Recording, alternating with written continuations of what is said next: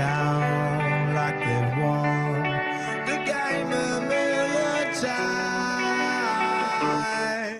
Well, actually, they didn't really win the game at all. Survivor know it all.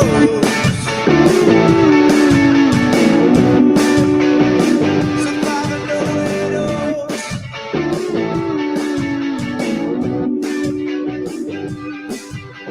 Stephen and Rhap went out. Without a doubt. Got the game on back. You better believe we do. Yep.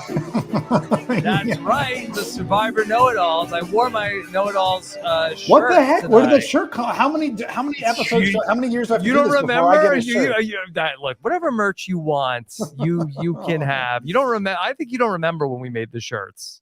I actually thought it was new. Yeah. It was great. Yes, Stephen Fishbach. Yes, the Fishy Award winning. Have you Wow. ever won a Fishy? Did you give yourself a Fishy? Couldn't give it to myself. No. Maybe I did. I don't know. I did it for my episode. Maybe I gave one to my for my season Cambodia. Maybe I did. I don't remember. Yeah. Who can Well, keep you should track? give one to yourself now. The Just Fishy today? Award winning podcaster Stephen Fishbach is here. Yeah. Yes. How are you doing, Stephen? I'm well. I gotta say, we got a lot to talk about tonight. Big episode, some complex strategic moves to break down. Yeah. Yeah. No, I'm gonna say, it was a little bit of a boring episode.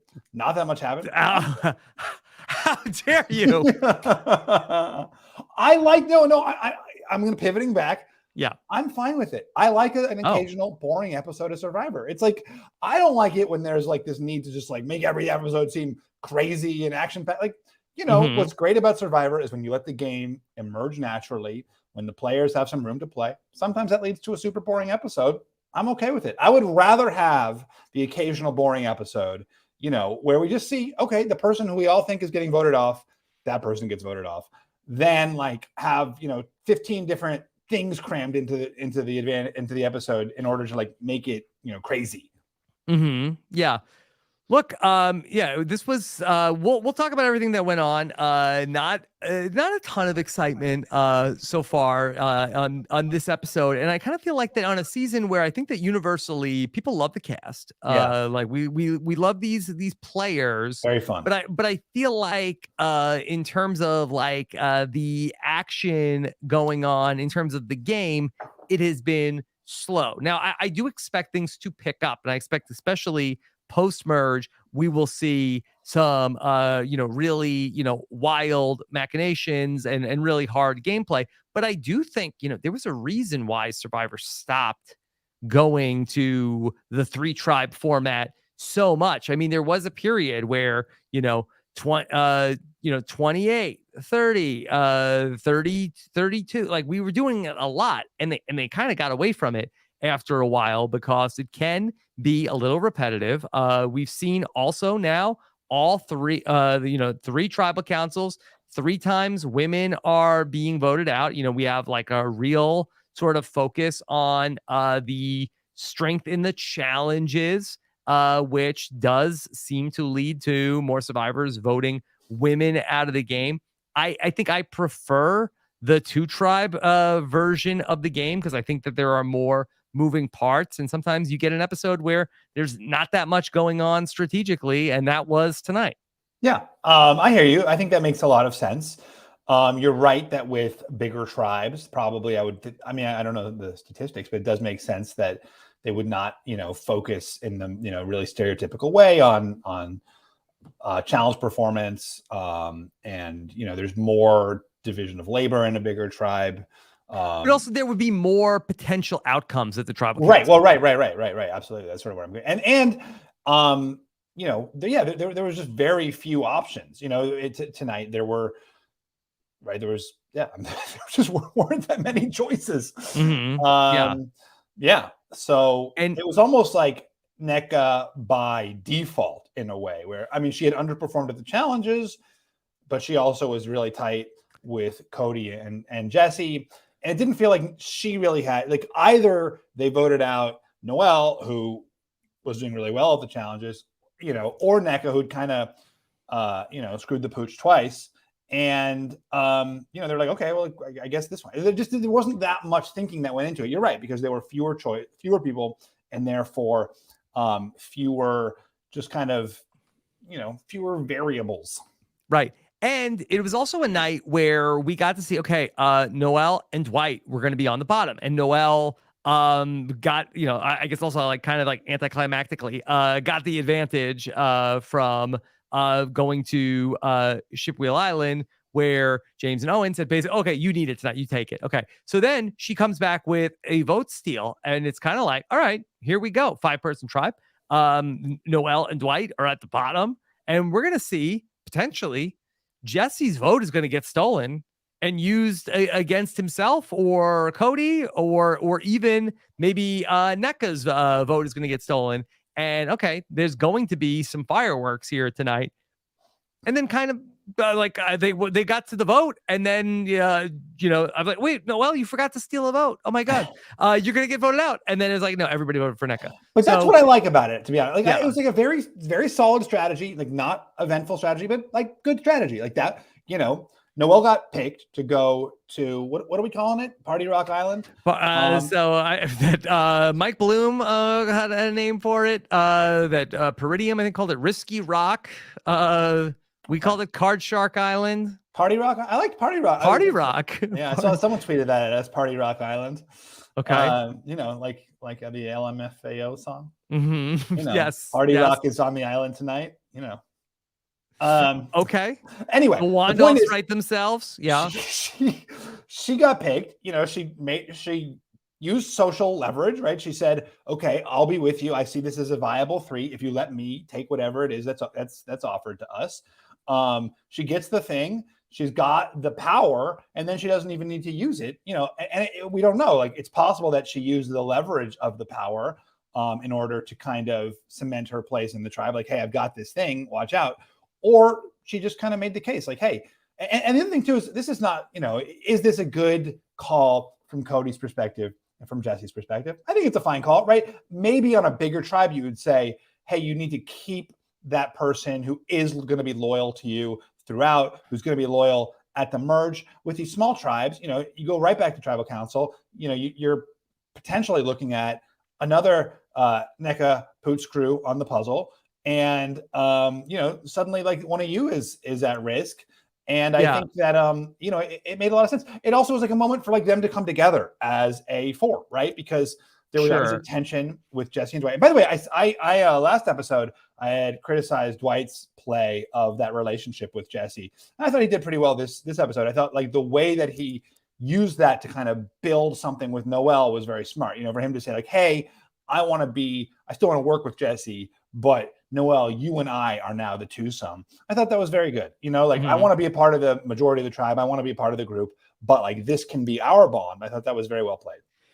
So I'm going to say that I feel like that going off of like, what we saw in Survivor 41, like isn't the idea of like, hey, well, like tribe strength be damned, because that if we are going to go down in flames, I want to be the Ricard and the Shan. Right. It's going to be us that are going to come out of it. Now, I feel like, and we don't know what happened. We don't know if Jesse and Cody ultimately said to Dwight, like, hey, okay, we came around. It's gonna be NECA tonight, or if there was anything like implied of like, okay, maybe Noelle does have an advantage. And so let's just make this easy and we'll vote out NECA. Based on some of the survey questions, it seems like it was a blindside to NECA, where it wasn't like where that NECA, I thought at one point it seemed like that NECA was going to say, look, okay, I don't have it in me to vote out Noelle. I have to say, it's my NECA on the chopping block here tonight.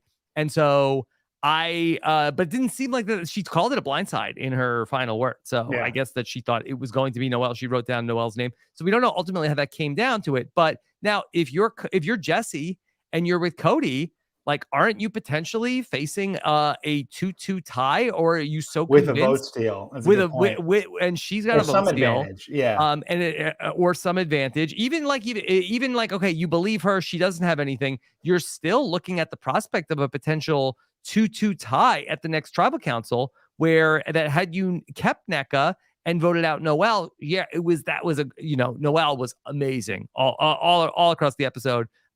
Such an inspiring story.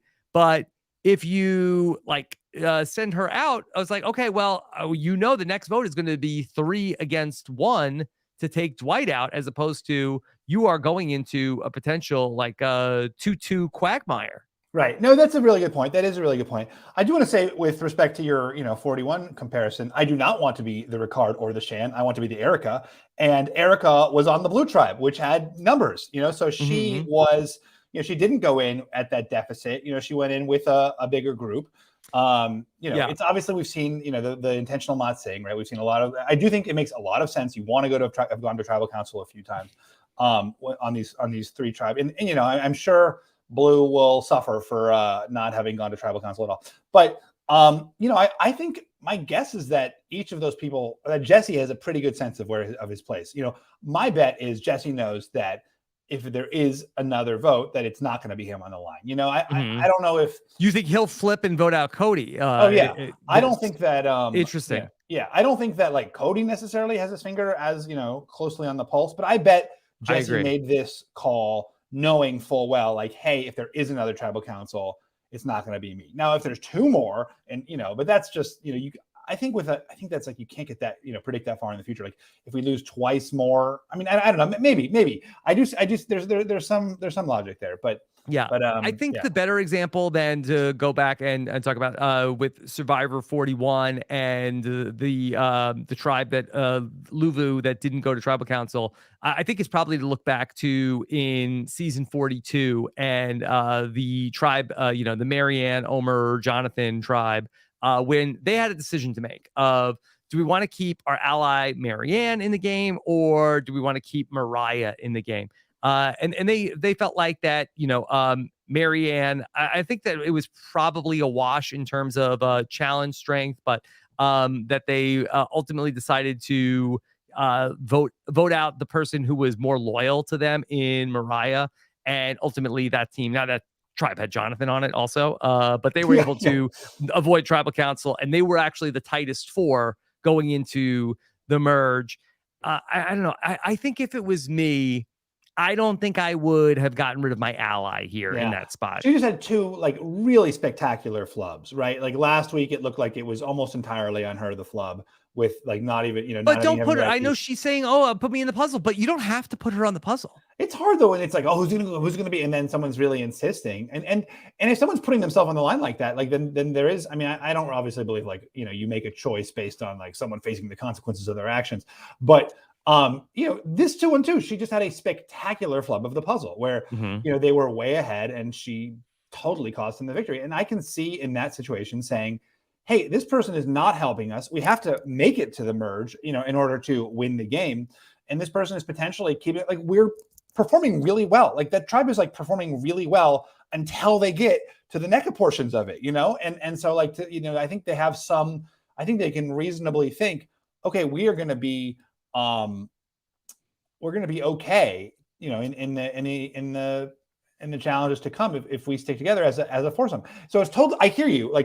I'm conflicted. I would probably, I'm just sort of thinking through it, because I do think there's a lot to be said for keeping your ally. But the problem with keeping your ally here is that, one, the ally is a big challenge liability, meaning it's totally possible that you'll be right back at tribal council again. And then 2, I don't think it's for Jesse, it's he's costing himself another ally with Dwight, right?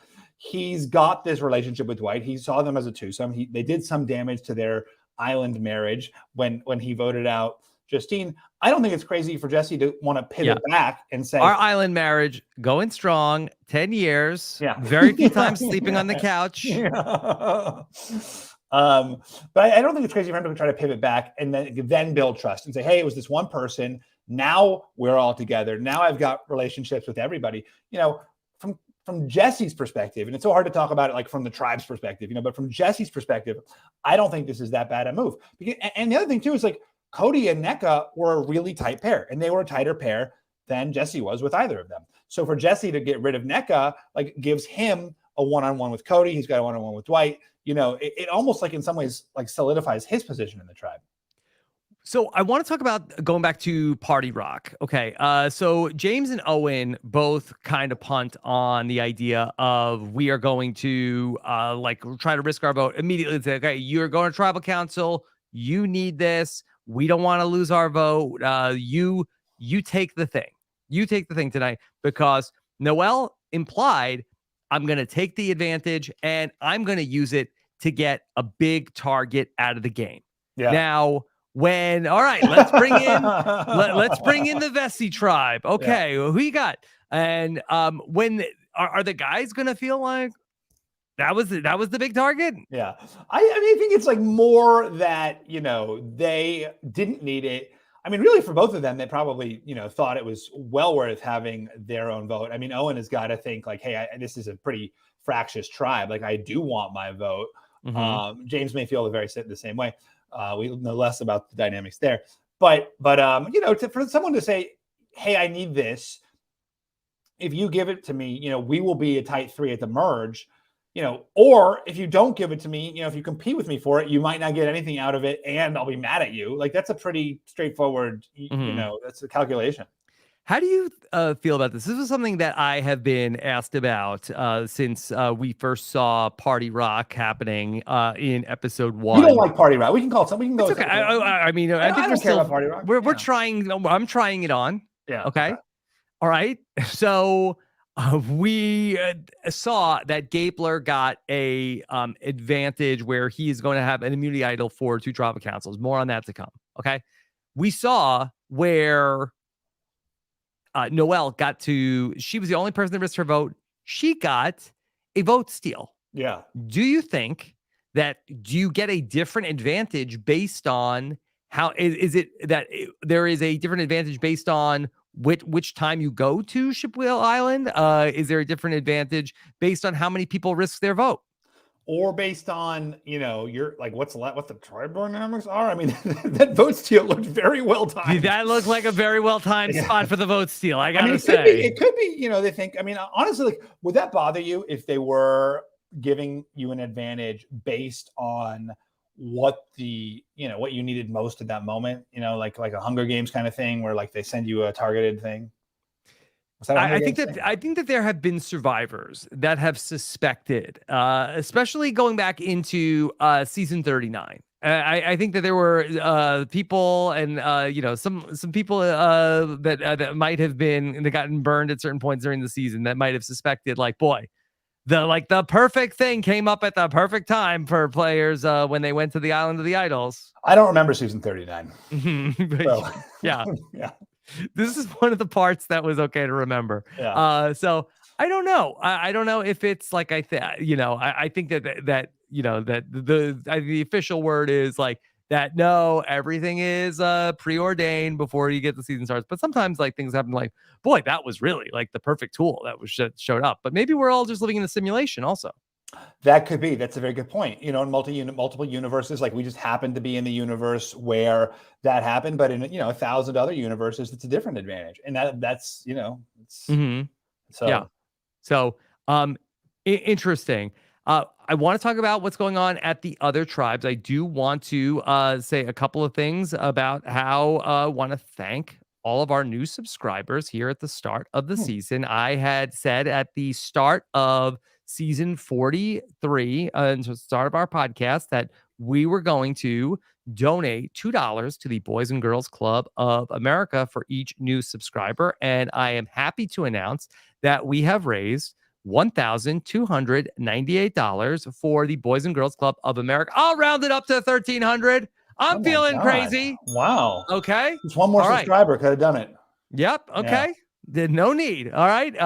But if you want to do everybody here, everybody's doing it. RobbinsWebsite.com/subscribe to subscribe to Robbins Podcast for all of our podcast feeds. Tomorrow, I have the chance to catch up with my winner pick from Survivor 42. Romeo Escobar will join me, and we can talk about just how close, Stephen, that things were to Romeo's army of the disenfranchised coming together. I wonder what Romeo's perspective on that will be.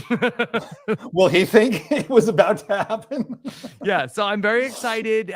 Didn't get to catch up with Romeo after the season was over. Looking forward to the opportunity to sit down with him. And then this Friday, I will be live at 2 p.m. Eastern for the Survivor Feedback Show. Puya Zamakili will join me for that. Let's talk about our really wild tribe. The fun tribe. The fun tribe. Okay. Yeah. And that is going to be Baka. Okay. Yes. This is getting pretty wild here because I have been a big fan of what Ellie has done so far. But Stephen, I have to just admire the audacity to basically, I don't want to use the term lightly, but basically gaslight Gabler into thinking that his advantage, his idol has expired. Yeah. Not even like that it would have been something to like deface his parchment, right? Where, get a pen and like cross out the 2. And then he's like, I could have sworn it said 2. And like, Gabler, you're losing it, man. You're not feeling well. I don't know that. I think it only said 1. And he's like, I could have sworn it said 2. But he has the instructions. He still has the documentation. And you're going to convince him that his thing is expired? Admire the audacity is a very nice way of putting it, because I'm not so sure I admired that audacity. I thought it was, look, obviously we saw how it played out. It's bold. We saw it's bold, but it's like a lot of dumb things are bold, like jumping off a cliff to your death is bold, but it's not a great idea. I don't know. I did not love it. Obviously I saw how it played out. So there was, I have the virtue of hindsight. But, and just on its face, the assumption is that he's really dumb, right? Like you're like really like you said, he has the actual parchment still. He's out of it. Like with this guy, will believe anything. Like we've seen he's tired, he's lagging, but like he's not a moron, as he said. Like he's, I think they know his profession. Like he works in a pretty high stress, environment. So just I don't think it's ever a great idea to treat someone like they're very stupid, because people are on Survivor. There's not a lot of things you have to pay attention to, and you have to. I think you have to. Instead, you're supposed to treat people like they're aware of and pursuing their own best self-interest. Right. And I think the risk is so astronomical compared to the reward. Immediately you risk, and which seems to have happened, just completely alienating this person, creating this really difficult to heal rift between Elliot and Gabler, and just animosity. And it's just, she can see, or he can see her trying to game him, and she gets so little out of it. Like, okay, she wanted to vote out Gabler, maybe now she'll have to vote out someone else that she'd rather not. Like, they're not even going to tribal council. It's not even like an imminent issue. Yeah. I think that this was, how are we going to create our Eric Reichenbach great moment? People will talk about this forever, when we tricked Gabler into thinking his idol was expired, and then we're going to vote him out, and we're going to go to all these great lengths. Yeah, and it was too much for what they needed to do, and it really did seem like that Ellie did have Gabler under control at that first vote. Exactly. And then now has kind of overplayed this situation to where now Sammy has let him know. Owen, who I had been worried about coming into this episode, looks like that he was able to position himself as the swing vote, was involved in going through the bag, but Gabler and Sammy don't know that he was involved with that. And so I think that he's in a good position to be able to swing to vote with the men if push comes to shove. And so I am very worried about Ellie if we go to a tribal council. My guess is that it will not be Ellie going home if there is a tribal council. I think, just based on her edit, she's a little bit of a big character. But I can certainly see Janine being the one to go home as sort of the fall person. It was Janine who went through the bag too, right? Like, Janine was the person who went through the bag. Yeah. So she might get some, opprobrium from that. So what do you think? There's a few interesting moments in the way this whole thing played out that I want to get your take on. The first was when the whole thing that started it, right? When Ellie and I think Janine and Sammy were talking, and Sammy's like, I'm going to pitch this idea to Gabler. And then Ellie's like, no, I should be the one. And Janine's like, yeah, Ellie should be the one. She's the one who's closest to Gabler. And yeah, that was not great also. That creates, so what, but if Ellie believed that she should be the one, like, how should you have played that? You know, should they have just said, you know, they probably see Sammy as a little bit of a, you know, kind of a, he's a young guy. Even if he's like 22 instead of 19, he's still like a young guy.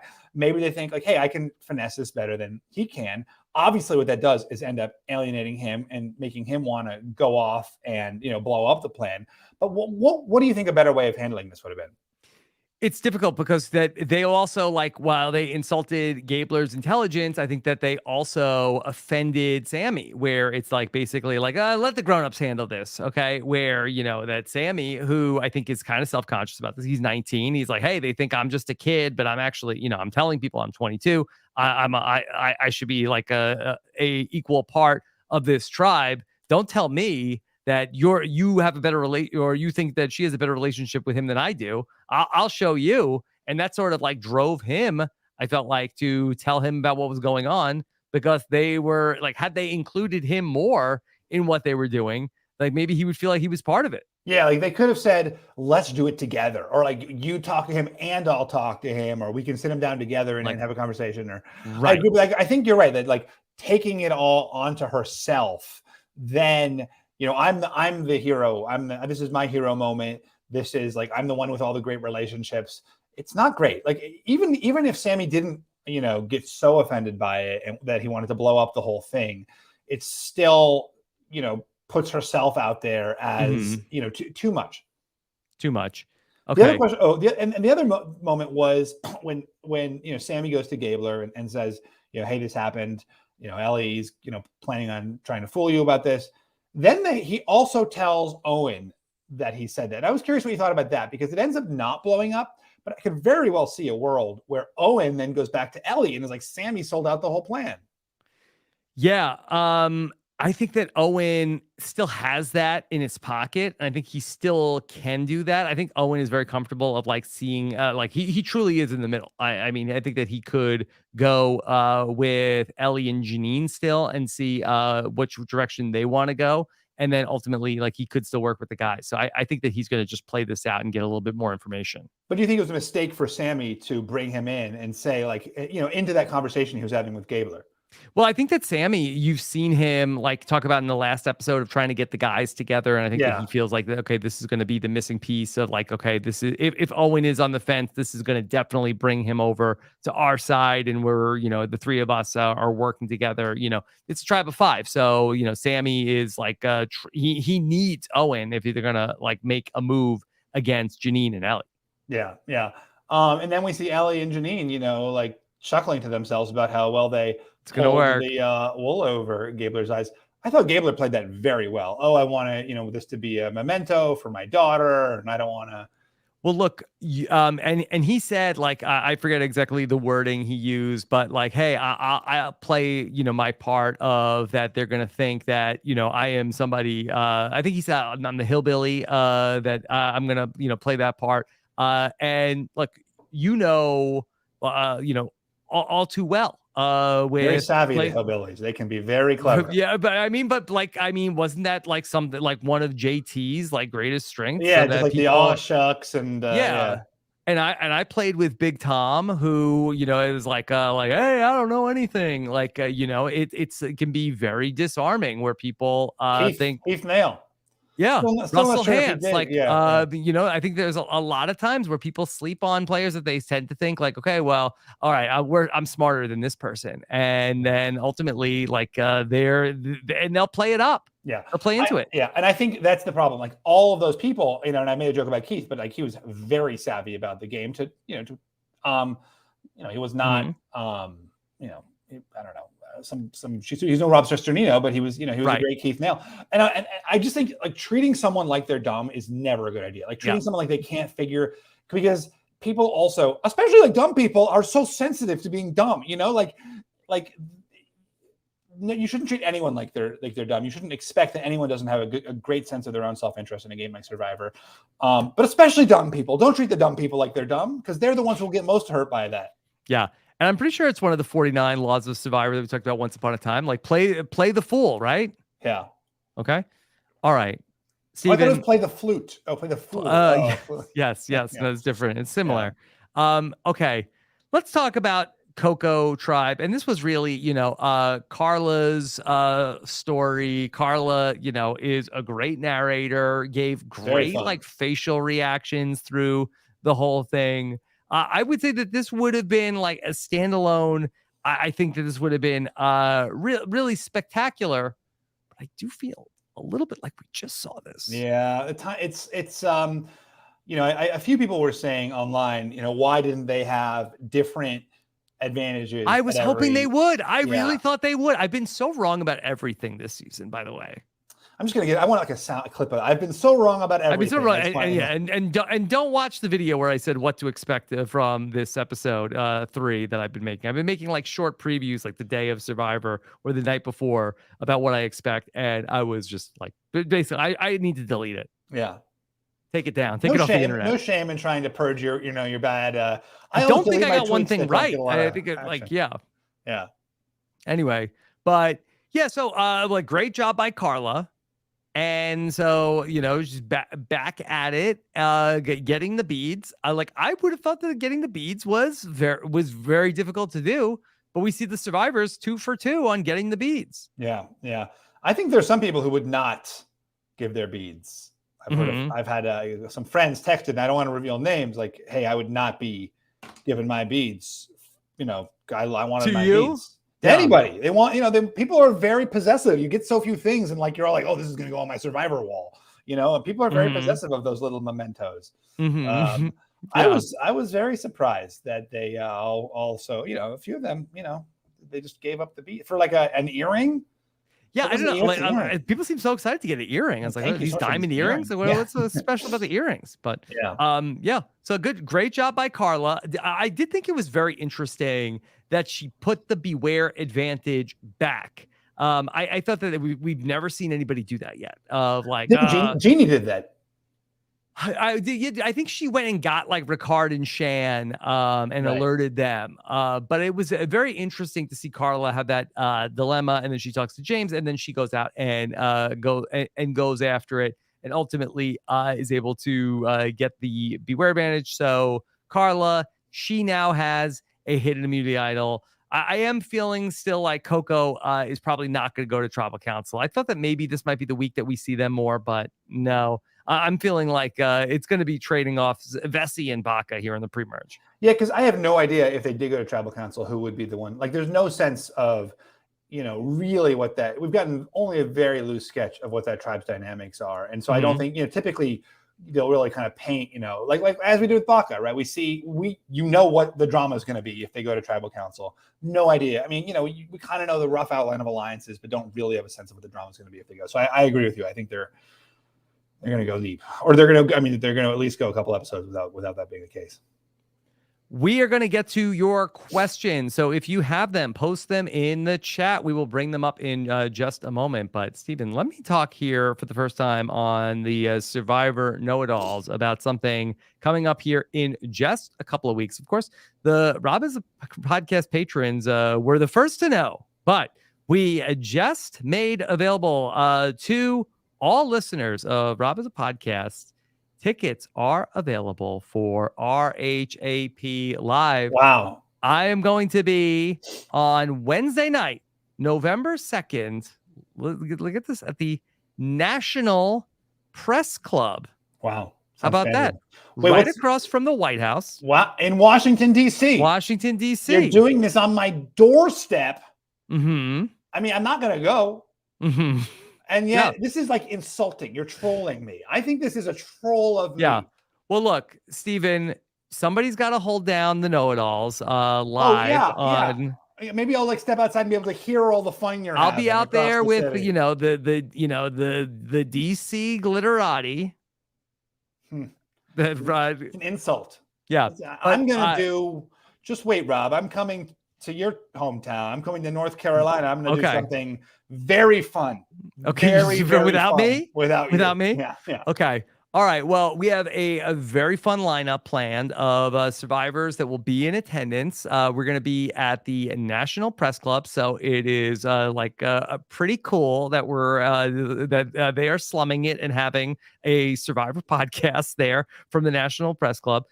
We are going to be there live to watch Survivor and then have a live podcast recap with everybody in attendance, that we will record it and it will be released as a podcast on Thursday. And then after the show, we are going to head over to a after party hosted by Bryce and Wendell. Bryce and Wen present the after party of RHAP Live. That is all at November 2nd, Wednesday night. I believe it's 4 weeks from tonight. So RobinsonWebsite.com/DCTix/DCTIX.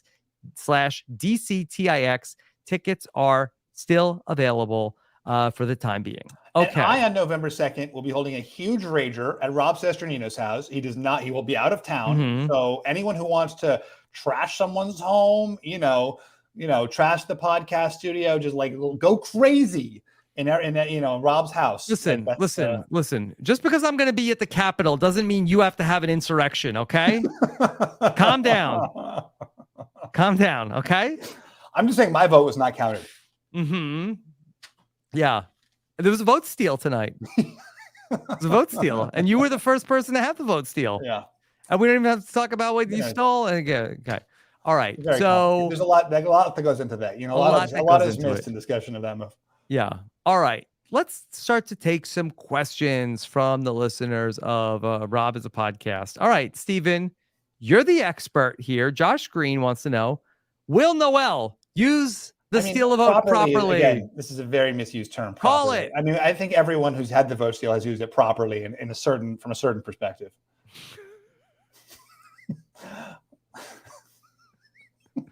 Wow. Yeah. I don't remember who exactly. It's been used a couple of times, but I'm pretty sure every time it was used properly. Mm-hmm. I mean, the question is is it going to affect her, right? I'm actually not sure. Will it actually affect the vote is always the question. Will she actually change the vote? That's such a tough thing. That's the thing about why using it on a 5-person tribe when it was a 3-2 split seemed like such a perfect opportunity. If they merge at 12, it's really hard to use it in such a precise way where you were the target, but you were only the target by 1 vote. So in terms of will she use it in such a way that it actually is determinative of, and save someone or doom someone? I'm skeptical. Okay. All right. Stephen, how about this question from Deanna? Deanna Harper wants to know, hey, does it make sense for Jessie to vote out NECA because she would not be a shield moving forward? It's an interesting point. Yeah, that is an interesting point because I do think that everybody is thinking about, hey, look, when we go into the merge, I got to have people in front of me that are going to, absorb the target. And if NECA gets to the merge, with all due respect to NECA, I feel like that she's going to be a person where it's okay, well, pencil NECA in for the final 5. Yeah, I agree. And you don't want that person. You don't want to be there. Mm-hmm. Yeah. So I do think that is pretty interesting. I mean, Noel had such a amazing performance in the challenge that it was really so incredible. And it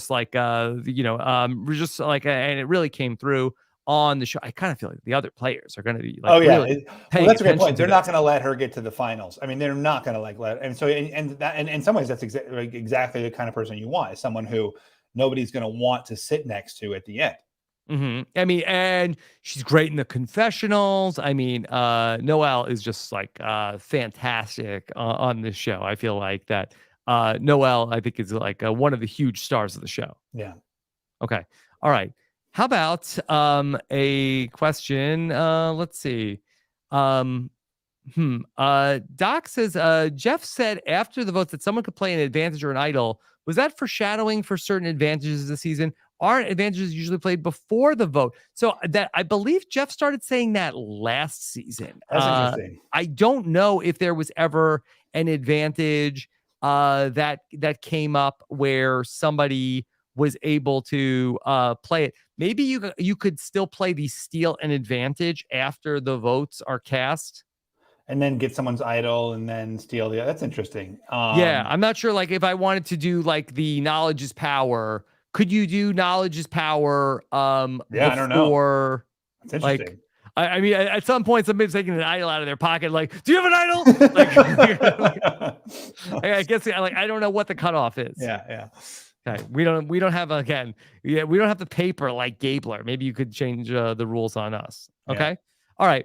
How about from Leah, Stephen? Leah wants to know: is Cody in hot water now that NECA is gone and Noel has the advantage? It's interesting. I mean, I definitely think that Cody he's probably the next to go. I mean, it seems like Dwight and Noel have a tight twosome. You know, Jesse is probably their third. Jesse has a good deal going with Cody, but I think if that tribe goes back to tribal council, I believe Cody will be the one to go.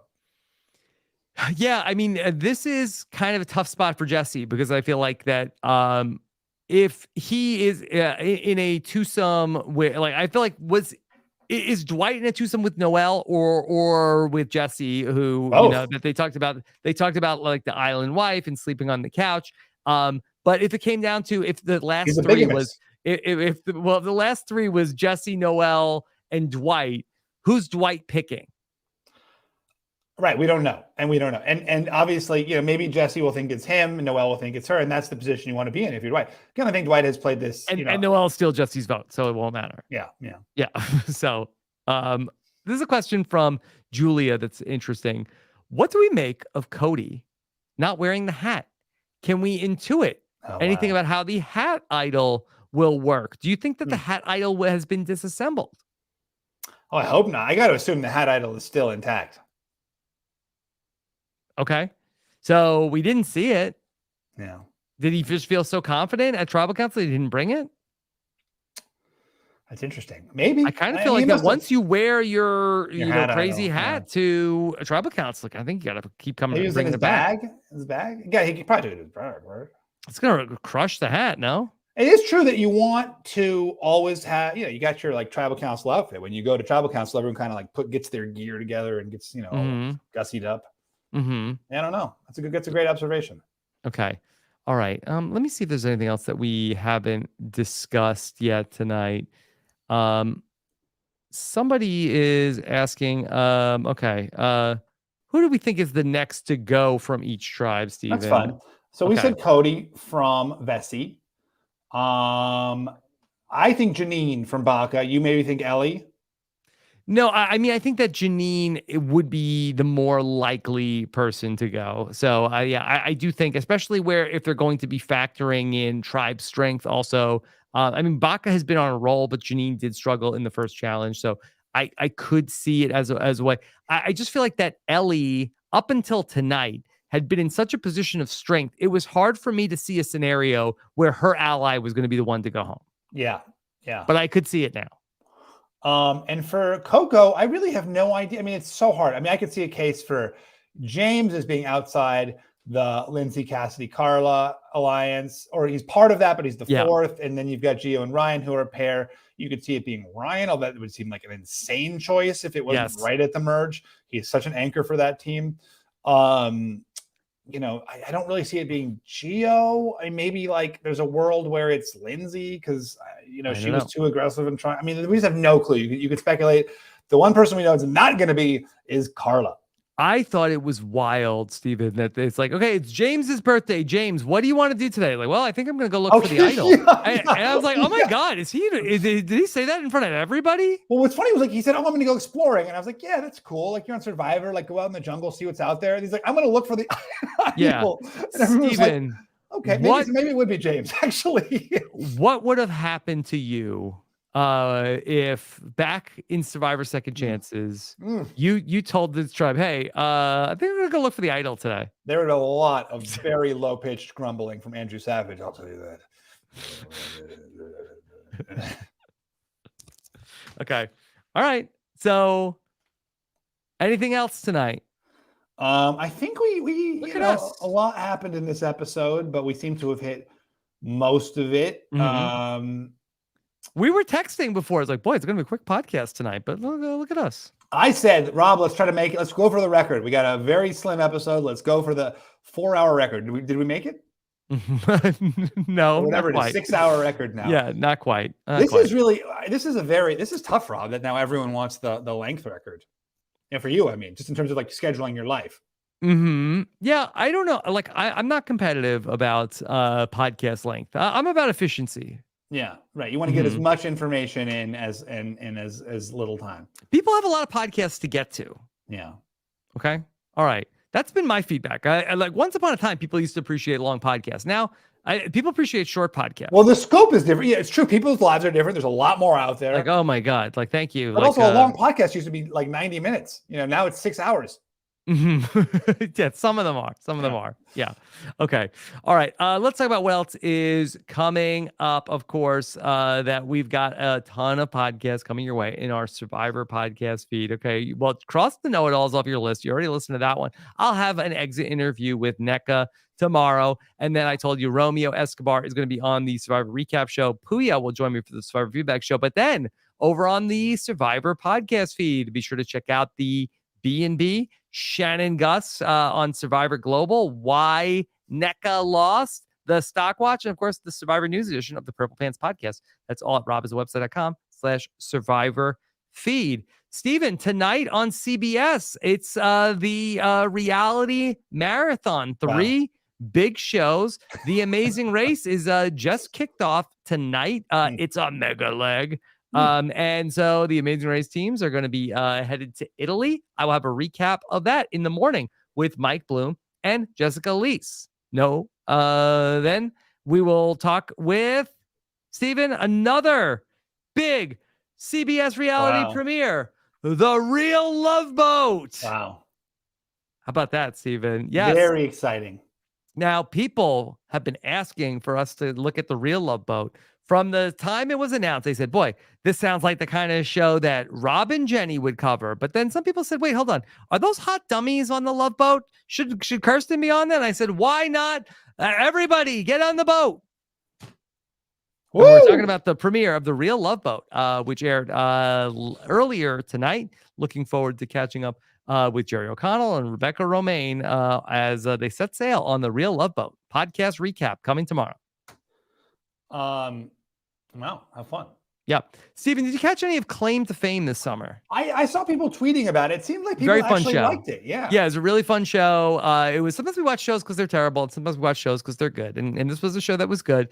We talked with this gentleman right here. I won't say who he is related to, but his name is Logan. Jenny Arlen and I had a great interview with him. Related to Wolverine. No comment. No comment. No comment. So you will have to check that out to hear about what went on behind the scenes on Claim to Fame. Okay. And then you reference, even Stephen Fishbach is aware about the 6+ hour interview that we sent Taron Armstrong on assignment to go meet America's favorite reality star. That is Taylor Hale, the winner of Big Brother 24. Taron sat down with Taylor, held numerous hairless cats, and got all of the details from Taylor herself about her amazing win in Big Brother 24. Check out the podcast and the video up at robisawebsite.com. All right. Of course. And Stephen, it's the start of October. It's a great time to become a patron of Rob Has a Podcast. We dropped the first episode of Survivor Academy, our 5-part series, talking about everything that you need to learn from Survivor 43 before you go play on Survivor, plus access to our Rob Has a Podcast patron community, our Rob Has a Podcast patron feed, access to our live shows that we do with the reality stars, and much more. All at robisawebsite.com. Become a part of the greatest reality TV community in the world. robisawebsite.com/patron. And make sure you subscribe to all of our podcast feed. Go to robisawebsite.com/subscribe. All right, Stephen. Wait, Rob, who gets the fishy? Is it, I need your help. Noelle. Is it, well, I was going to say Noelle, but the other option is Carla, who, did the thing with the thing. Okay, Noelle. No, I'm with you, Noelle. I thought Noelle played the Card Shark Island extremely well. And then she had her thing with Dwight. She was set first, she did was so well in the challenge that they said, not what a part of fishy calculus. We don't. Oh, I didn't know that. Oh okay. my God, challenge performance. What on earth are we? But she was so good in the challenge that they said, what are we doing? We can't get rid of her. Yeah. Played part. Yeah. Yeah. Okay. Yeah, I'll say Noelle. All right. And then also then she has a vote steal moving forward. Yeah. Okay. No, she played very well. All right. Noelle's not going home before the merge. No, definitely not. Okay. All right, Stephen, what else is going on with you? Nothing. I'm just stewing, planning my revenge for this Washington, D.C. I like what you said about stewing. Yeah. Are you still playing the Fortnite with Devins and Gavin? Yeah, it's very fun. We have a nice little community. Mm-hmm. Yeah, it's very enjoyable. Yeah, they're funny. Gavin is I love so that for you, funny. by the way. Here's something that not a lot of people know because I don't feel like it really came through on Survivor 38. Gavin is hilariously funny. He is. You always funny. speak glowingly of Gavin. Why won't he ever do a podcast? I'm sure he will do a podcast. Do you want to do a podcast? Sure. Yeah. If he's, I mean, you kind of set the bar really high. Well, no, I know that's hard. It's hard because it's like, now it's like, I mean, it's one thing when we're all playing Fortnite and he's joshing around. Like, do we need you and Rick Devins to really get him going? I mean, you guys are merciless to each other on Twitter. Sometimes it's like, oh my God, that's nothing. I've never I really sometimes like, am I? It's like bullying. Yeah. It's like hazing.